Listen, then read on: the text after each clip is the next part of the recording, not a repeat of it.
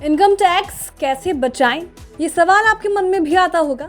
तो आज काम की खबर में हम आपको ये बताने वाले हैं कि कैसे आप शादी करके इनकम टैक्स बचा सकते हैं। जी हाँ, शादियों का सीजन ऑन होने वाला है और इस मौके पर हम आपको बताने वाले हैं इनकम टैक्स बचाने के तरीके।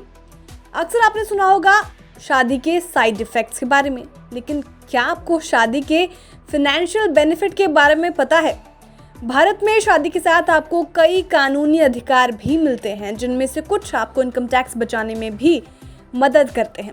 इन तरीकों से आप और आपका पार्टनर मिलकर इनकम टैक्स में कई छूट वसूल सकते हैं। ये फ़ायदा केवल शादीशुदा कपल को ही मिलता है।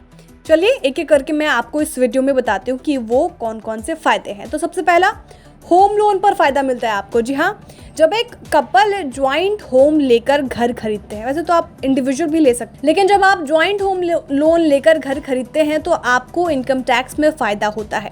अगर आपका ज्वाइंट होम लोन 50:50 है, तब धारा 80C के तहत होम लोन के प्रिंसिपल अमाउंट पेमेंट पर आपको हर साल मिलने वाली टैक्स छूट 1,50,000 रुपए से बढ़कर हो जाएगी 3 लाख रुपए।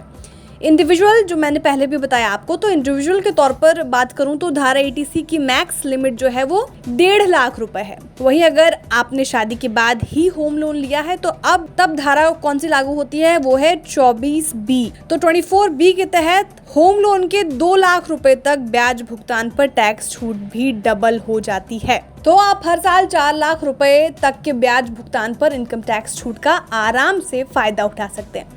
अब आते हैं दूसरे बेनिफिट पे, तो वो है प्रॉपर्टी पर। तो प्रॉपर्टी पर आप भी अच्छी खासी टैक्स सेविंग कर सकते हैं। वो कैसे, चलिए बताते हैं आपको। तो जब आप एक कपल के तौर पर दूसरी कोई प्रॉपर्टी खरीदते हैं, दूसरी कोई प्रॉपर्टी आप खरीदने का सोच रहे हैं, उस पर स्विच करने का सोच रहे हैं, तो इस पर आपको इनकम टैक्स की छूट मिलती है। वहीं अगर इंडिविजुअल के तौर पर बताऊं तो दूसरी प्रॉपर्टी खरीदने पर वो टैक्सेबल बन जाती है, और अगर आप एज अ कपल दूसरी प्रॉपर्टी खरीदते हैं तो आपको टैक्स नहीं देना पड़ता। वहीं अगर आप अपने पार्टनर के नाम पर दूसरी प्रॉपर्टी खरीदते हैं और अगर उनके नाम पर कोई पहले से हाउसिंग प्रॉपर्टी नहीं है, तब आप उन्हें टैक्स पेयर दिखाकर टैक्स की सेविंग आराम से कर सकते हैं। इतना ही नहीं, इसके अलावा आपको मिलता है मेडिकल और हेल्थ इंश्योरेंस पर भी फ़ायदा।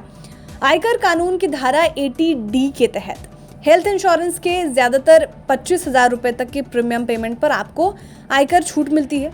ये छूट आपको तब मिलती है जब पति पत्नी में से कोई एक कामकाजी है। वहीं अगर सवाल पैदा होता है कि दोनों टैक्स पेयर हैं, दोनों कामकाजी हैं, तो कैसे होगा? तब आप परिवार के हेल्थ इंश्योरेंस के 50,000 रुपये तक के प्रीमियम पर हर साल टैक्स बचा सकते हैं। जाहिर सी बात है, शादी हुई है तो बच्चों की प्लानिंग भी कर रहे होंगे, पेरेंट बनना चाह रहे होंगे। आजकल कपल नहीं भी चाहते। अगर आप चाहते हैं कि फैमिली प्लानिंग करें तो भी यहाँ पे आपको फ़ायदा मिलेगा। तो सबसे पहला फ़ायदा होगा कि आपको एजुकेशन पे मिल जाएगा। आपको ये छूट भी धारा 80C के तहत मिलती है। अगर आप दोनों टैक्स पेयर हैं तब ये छूट जो बढ़कर हो जाती है वो हो जाती है 3 लाख रुपए। इसके अलावा लीव ट्रैवल अलाउंस पर फ़ायदा मिलता है। अगर आप और आपका पार्टनर दोनों टैक्स पेयर हैं, दोनों कामकाजी हैं और आप 4 साल की पीरियड में टोटल 8 टूर के साथ एंजॉय कर सकते हैं। वेकेशन एक्सपेंडिचर पर आपको अच्छा खासा बेनिफिट मिल जाता है। हालांकि लिमिट कोई फिक्स नहीं है, क्योंकि आपकी सैलरी पर और उसके सैलरी स्लैब पैकेज पर डिपेंड करता है लीव ट्रैवल अलाउंस।